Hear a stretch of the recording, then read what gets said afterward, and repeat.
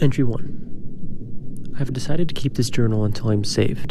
Today is Monday, August 25th, 2014. I'm currently stationed on the USS Kentucky as a Navy seaman, or was, as the ship has sunk.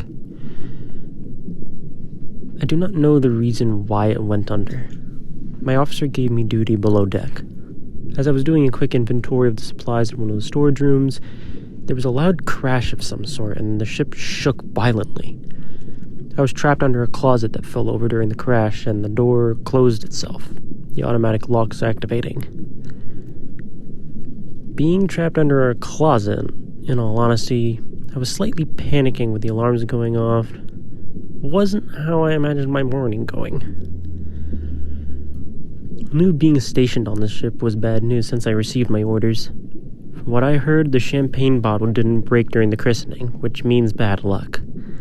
No amount of successful missions could have convinced me otherwise. I hate being right. The crash happened a few hours ago, but the ship is going down fast. I haven't been able to unlock the doors from this side, so for now, I'm trapped.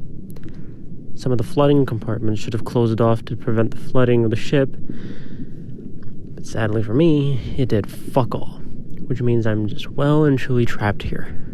Luckily, there's enough food and water to last me a few weeks. I hope, at least. In all honesty, the main reason why I'm writing this down on some scraps of paper is to keep myself calm.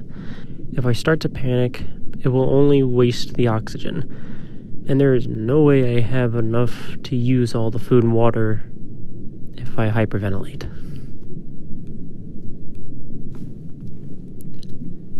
Entry 2. I managed to find a flashlight and a few batteries, so at least I can see my metallic prison. There's no way the military isn't looking for me right now. The captain must have sent out a distress signal, or it happened automatically, and they are on their way to save me as I'm writing this. But as the ship is sinking deeper and deeper, and the loud groaning of the metal around me isn't giving me any hope that it'll be an easy operation for them. For now, all I can do is wait. Of course, I tried banging on the walls and doors to get some measure of attention, but I guess they were also panicking and didn't hear me or something. They'll notice that I'm not there during the head count. They have to. Maybe the captain even brought a radio to the escape boat.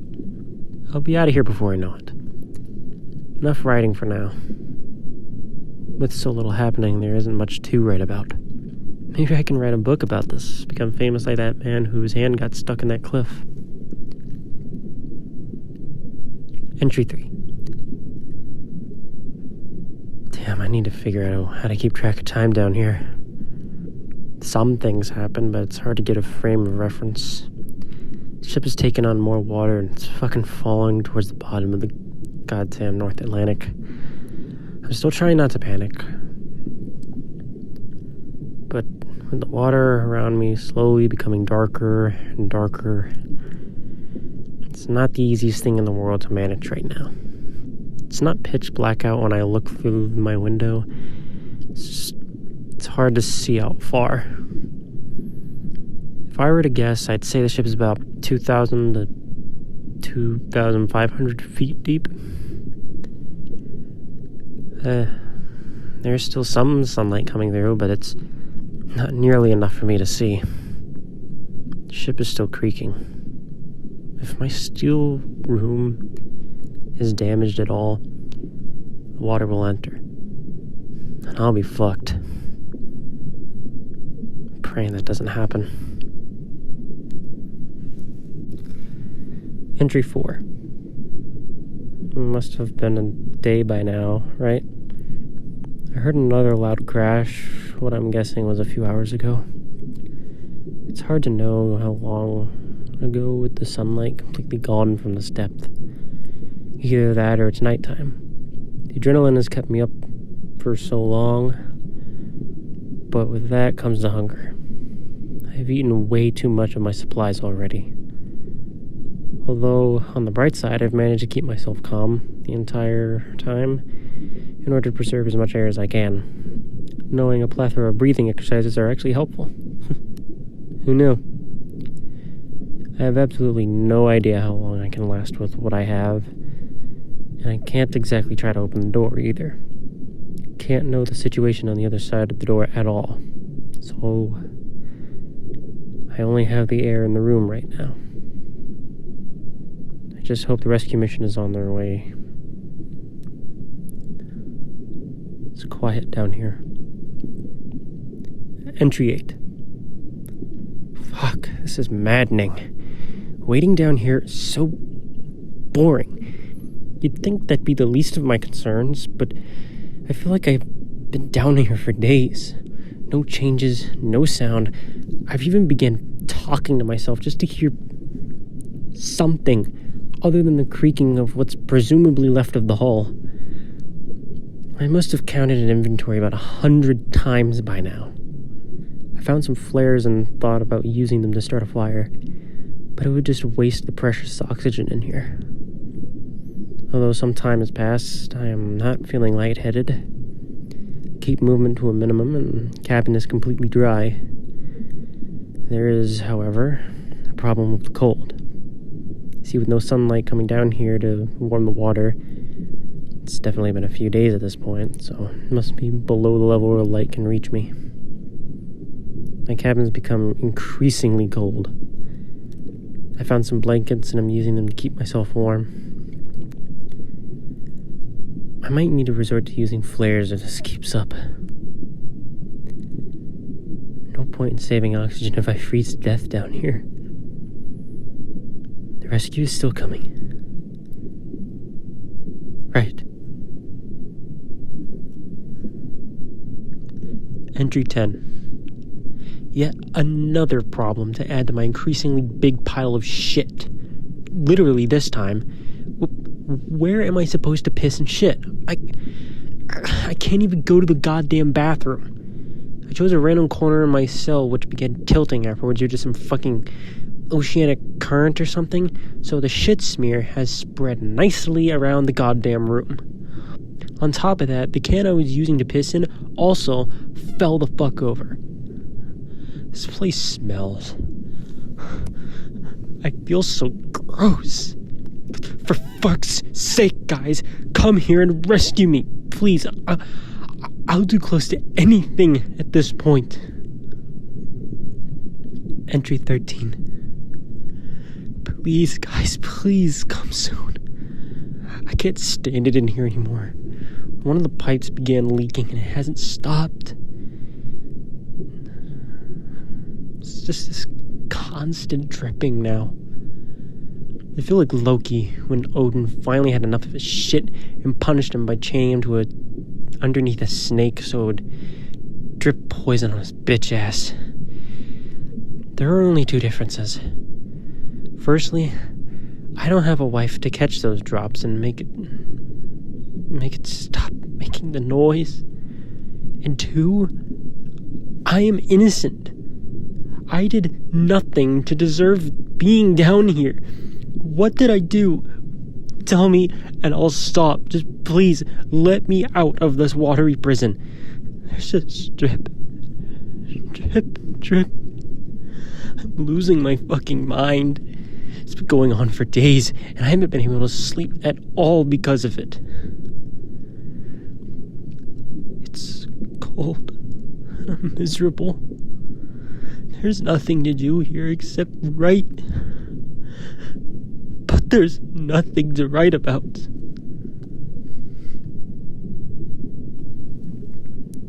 Entry 15. I don't think they're coming anymore. I only have a few sets of batteries for my flashlight, which I've been using extremely sparingly lately. Found on the box it said the flashlight should last about 55 to 60 hours on low, which is what I've been using. Doing the math in my head with some pretty heavy guesswork as well, I came to the conclusion that I had been down here for nearly 2.5 weeks, give or take a day. There's still plenty of food, water, and I think oxygen. But what if they don't find me? What am I holding on for?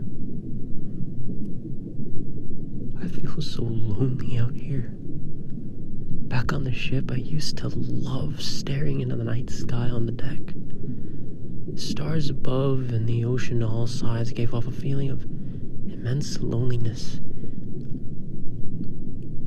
But it's a feeling you welcome if you're on a ship, surrounded by people, constantly in communication with them. The nights on the deck were amazing. Up north here, you can even see the aurora borealis in winter. Well, that was some months ago. Now, though, I miss that constant chatter. The people surrounding you are good ways of distracting you from how truly quiet the ocean actually is. Sure, you wanted to sleep on the ship. You'd complain about the sounds of waves hitting the hull or the wind rushing outside. But compared to the people, it may as well not exist. Now I am here, alone. The only sounds I hear are the currents hitting my prison. But that's easily drowned out by the dripping. The goddamn dripping. It's driving me mad. Entry 18. Who knows where I am? I can't have drifted too far as I sank, and I haven't heard too many sounds that might indicate movement.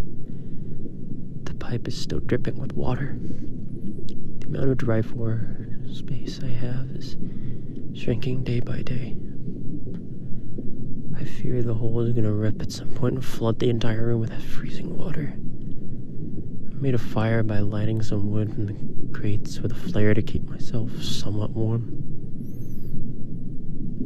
It doesn't do much, but it is enough to make for some relative comfort. If only I could sleep. A constant dripping sound is keeping me awake most of the time. I feel like I haven't slept for days. My only fear is that I'll run out of oxygen soon if I keep the fire going. I'll only use it when cold is too much to bear. Entry 19. A sound. I heard a sound. It was like some clicking noises that sounded like the Geiger counter when you hear in a Fallout game. I don't know what it was, but at least I'm not alone. I actually forgot what it's like to hear something aside from the dripping and the sounds I make. It sounded far away, but the creature must have been huge. Maybe a whale of some kind. I'm not alone. That's the most important thing here. You couldn't possibly what it's like to imagine to hear nothing but your own heartbeat and a constant dripping. What makes it worse is the feeling of being alone. So alone, in fact, I've begun speaking to the dripping sound. Even gave it a fucking name. Mr. Drip. I feel like that man from Castaway. But at least he had a light. I'm fucked. Mr. Drip is an asshole who doesn't know when to shut up.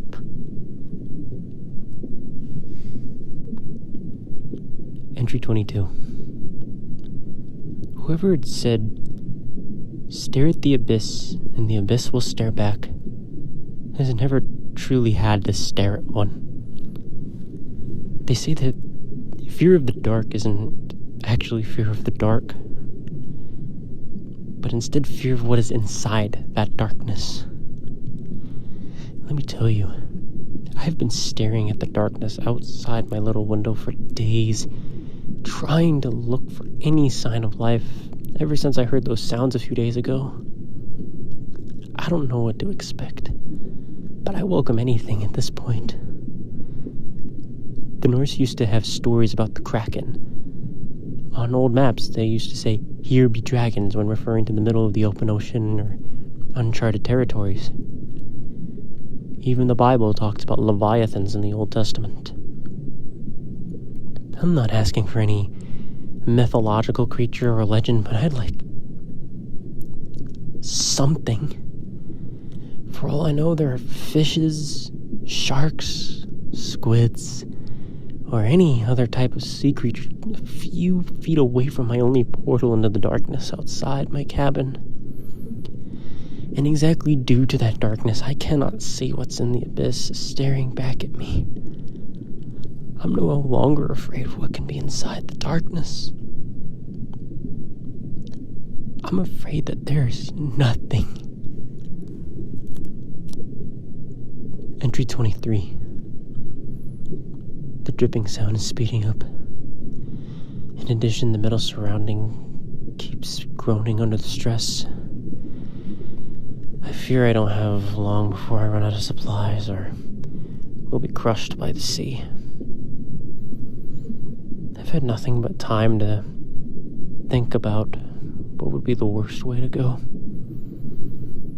On one hand, you have wasting away. My body is slowly losing all its strength at the point where I cannot do anything except think about food, water, or sleep. In reality, it wouldn't be that different from what I'm currently doing anyways. On the other hand, there's drowning. Or dying of the pressure. I have no idea what would kill me first. If there were to be a small entrance to the cold outside, I at least imagine that if it was the pressure, it'd be fast. I mean, it's kind of the same as dying in space, right? Except the opposite. Kind of like an implosion, maybe. Drowning, though? That would be horrible. Feeling the needing to breathe, but only getting more and more water stuck in your lungs must be painful beyond description. Thinking about this has made me realize that there truly is no way out of here. At least, I'd like to get it over with quickly. Entry 27. At some point in this, one cannot help but conclude that the rescue is no longer coming. I've suffered enough for a lifetime, and if there is a hell, it can't be any worse than this. I am Samuel Rodriguez, 24 years old, from Tampa, Florida. I joined the U.S. Navy back in 2012 to pay for college. Never once did I expect to be sent to the North Atlantic. And even less so than to have that ship sink and leave me stranded at the bottom of the fucking ocean for over 4 weeks. Alone. That's truly the best way to describe my predicament. The ocean truly makes you feel alone and helpless. We aren't meant to traverse the ocean, much less be underneath the waves. I was never afraid of the water or the sea.